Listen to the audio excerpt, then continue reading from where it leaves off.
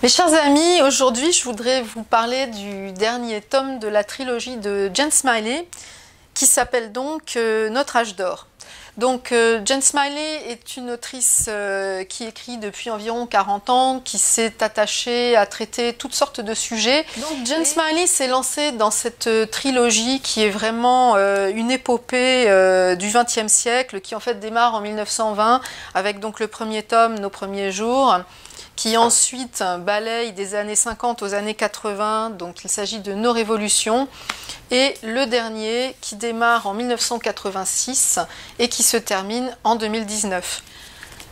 Donc ce qui est très intéressant dans cette trilogie, c'est qu'elle a vraiment voulu partir d'une famille, donc la famille Langdon, qui vit en Iowa, qui est une famille de fermiers, et qui va petit à petit s'étendre au fil des générations à travers tous les États-Unis, avec des incursions même dans le monde extérieur. Le projet de Jane Smiley, c'est vraiment de montrer comment les événements historiques ont pu influer sur les personnes, sur leur destin. Dans le troisième volume, donc, nous commençons en 1986. Je vais vous lire un petit extrait. Et il y a un personnage qui va surgir dans cette famille qui n'en faisait jusque-là pas partie. Donc je ne vais pas vous révéler tout le suspense. Je vais vous lire le début du premier chapitre. C'était un vendredi. Tout le monde était parti vaquer aux derniers préparatifs. Le jeune homme sortit de son petit break vert, s'étira, regarda autour de lui, retira ses lunettes de soleil et s'engagea dans l'allée. Minnie Frédéric, qui l'avait vue par la fenêtre de sa chambre, lâcha les draps qu'elle portait et descendit en trombe. Mais il n'était pas à la porte. Alors elle traversa la maison, seulement il n'était nulle part.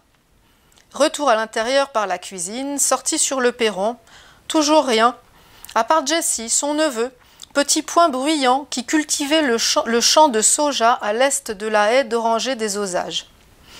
Elle fit le tour et revint dans la maison. La voiture était toujours là. Elle s'approcha, regarda par la vitre côté passager. Devant le siège, une paire de bottes fantaisie, une canette de soda, 2 rouleaux de papier cuisson. Elle demeura là longuement, puis elle toucha le capot. Il était chaud, c'était bien réel. À 67 ans, elle n'avait rien imaginé. Elle qui descendait d'une longue lignée de fous des deux côtés et qui était heureuse d'avoir choisi longtemps auparavant de ne pas avoir d'enfant. Quelle était la chose la plus sensée qu'elle puisse faire ? Se verser un verre de thé glacé et voir si sa sœur Loïs avait laissé des biscuits dans la boîte. Voilà, donc on revient à la ferme de la famille Langdon. Mais dans le dernier livre, l'étau va se resserrer puisque certains des personnages qui étaient fort nombreux dans le deuxième tome, en fait, vont disparaître, soit parce que bon, ils ont vieilli, puisque tous les frères et sœurs Langdon sont nés dans les années 20, soit parce qu'ils vont vivre une vie extérieure et n'ont plus de rapport avec les membres de leur famille.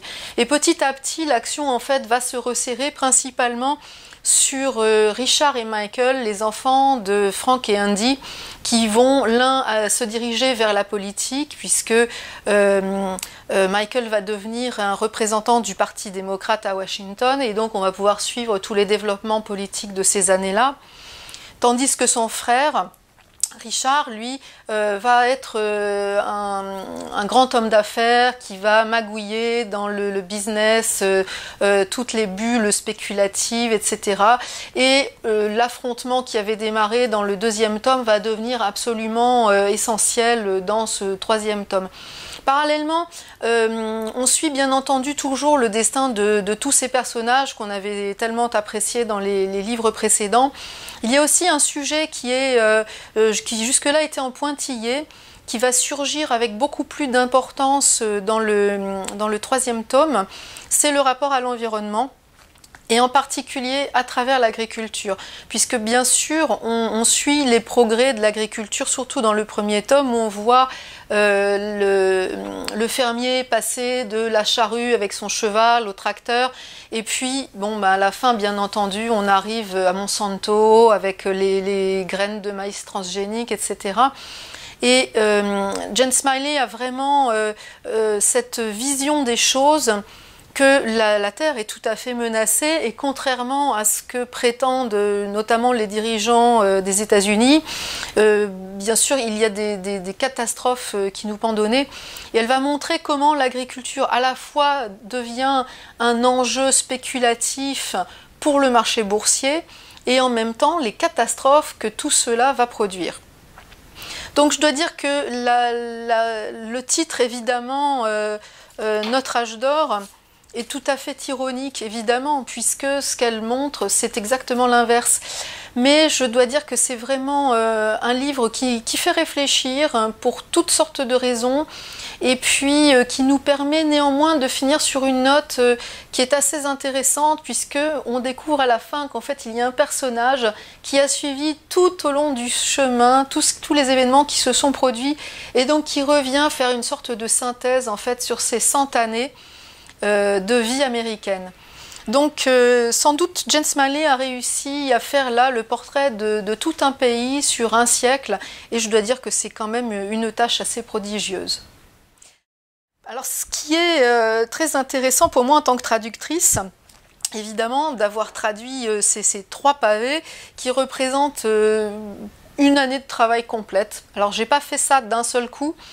Et justement, ce que j'ai vraiment apprécié, c'est de pouvoir retrouver, presque comme dans un feuilleton, en fait, les personnages qui évoluaient d'un livre à l'autre, suivre leurs péripéties. Parfois, j'ai été très étonnée parce que je ne m'attendais pas du tout à ce qu'elle les fasse aller dans telle ou telle direction. Et ce qui est très intéressant, c'est que j'imaginais qu'elle-même, en construisant son livre, avait décidé justement au départ de faire des choses très très cadrées, avec des destins qui étaient parfaitement établis.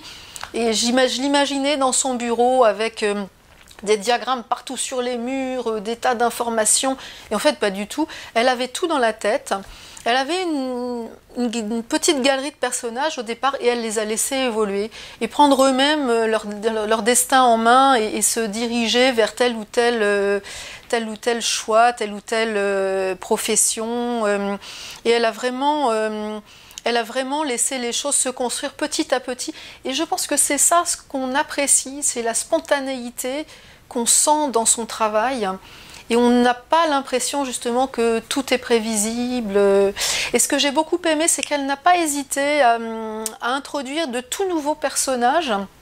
Dans le 3e tome, justement, il y a la figure de 2 jeunes femmes.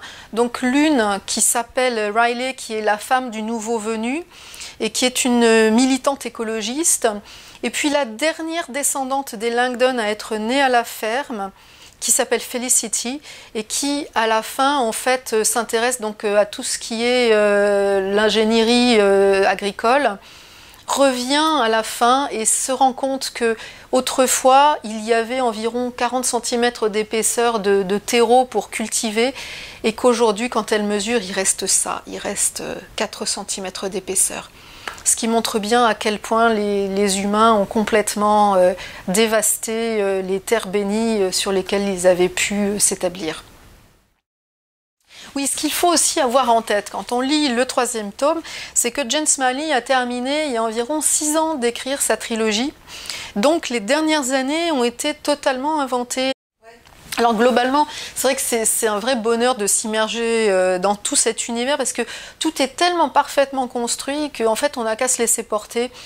Mais par contre, effectivement, c'est quelqu'un qui fait énormément de recherches. Dès qu'elle aborde un sujet nouveau, que ce soit un sujet médical ou un sujet technologique, elle fait des recherches. Et donc ce qu'elle donne, c'est effectivement très très pointu. Donc à chaque fois, moi je me suis battue pour tout ce qui concernait l'agriculture, pour combiner les mesures qui sont pas du tout les mêmes de maïs, pour les peser, pour les hectares, etc. Enfin tout ce qui était les mesures, les poids et mesures. Là, ça c'est vrai que c'était très compliqué. Et puis elle a fait beaucoup de recherches aussi par rapport à la guerre froide, par exemple tous les systèmes de radar qui étaient censés détecter les futurs bombardiers russes qui allaient venir arroser de bombes les États-Unis.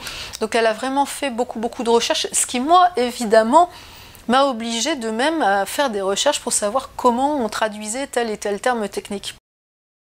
La base de son projet, c'est de voir quelles sont les réverbérations de l'histoire sur les personnes. Donc effectivement, il y a des événements qui vont être très développés et d'autres pas du tout. Par exemple, dans le dernier tome, bon, il y a la guerre en Irak, évidemment, qui est abordée. Il y a un des protagonistes qui va partir faire la guerre et ce qui va être le plus important finalement, c'est après son retour, parce qu'il va souffrir évidemment du syndrome de stress post-traumatique. Comment est-ce qu'il va gérer ça? Toutes les techniques qu'il va essayer d'utiliser pour pouvoir s'en sortir.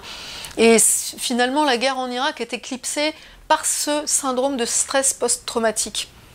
Et je pense que effectivement, ce qui est important pour Jane Smiley, c'est voir vraiment comment l'histoire agit sur les êtres humains, comment les êtres humains sont des récepteurs et comment leur sensibilité va les amener à réagir de telle ou telle manière. Et donc en cela, effectivement, c'est, comment dirais-je, c'est vraiment, oui, une sorte d'histoire appliquée à l'humanité qu'elle essaye de mettre en place. Ce que j'admire beaucoup chez Jane Smiley, c'est qu'elle ne se répète jamais. Elle aborde constamment des choses nouvelles. Elle a écrit par exemple entre guillemets une saga islandaise. Elle a écrit par exemple dans l'exploitation, elle part du roi Lear pour dresser le scénario de son livre. Donc ici, elle s'attaque à un genre autre qui est celui de la saga ou de l'épopée. Moi j'ai plus envie de dire que c'est une épopée d'ailleurs. Une épopée moderne. Donc il n'y a pas de super-héros, puisque évidemment les super-héros n'existent pas à notre époque, contrairement à ce qu'on voudrait nous faire croire. Et du coup, c'est vraiment jouissif de se dire que c'est quelqu'un qui de toute façon se renouvelle sans cesse. Donc on ne tombe pas dans un schéma, on ne tombe pas dans quelque chose qui a été rodé à fond et où on serait justement un peu comme un chien dans un jeu de quilles. Non, pas du tout. Moi j'ai accompagné ces 3 livres en partant vraiment de l'idée que voilà, elle se lançait elle-même dans quelque chose de nouveau, donc c'était pas quelque chose d'inadéquat que moi je ne l'ai pas traduit précédemment. Et bon, j'ai eu la chance de rencontrer Jane Smiley à plusieurs reprises. Je l'ai interprétée notamment lors du Festival America et j'ai eu de longues discussions avec elle sur justement la manière dont elle avait construit cette saga incroyable, parce que moi je me posais 1000 questions sur la manière dont elle travaillait et je me suis rendu compte que en réalité, ce qui m'a vraiment bluffé, c'est que c'est une femme qui a absolument tout dans sa tête. C'est ce que je disais tout à l'heure, elle n'a pas des diagrammes partout sur ses murs, non, non, elle a tout dans sa tête. De temps en temps, elle fait des recherches sur Internet, bien sûr, mais tous ces personnages tiennent dans sa tête. Et ce qui est incroyable, c'est que très très souvent, dans la plupart des livres, il y a des moments où il y a une petite incohérence, parce que l'auteur, justement, a mélangé 2 choses d'une époque, ou parce qu'il a oublié qu'un personnage avait fait ceci ou cela auparavant, où il y a des problèmes de date. Là, rien. Là, sur les presque 2000 pages que fait la saga, pas une seule fois, je ne l'ai prise en défaut et je fais très attention à ça pour pas qu'il y ait d'incohérence. Mais là, c'est parfait, il n'y a rien à dire.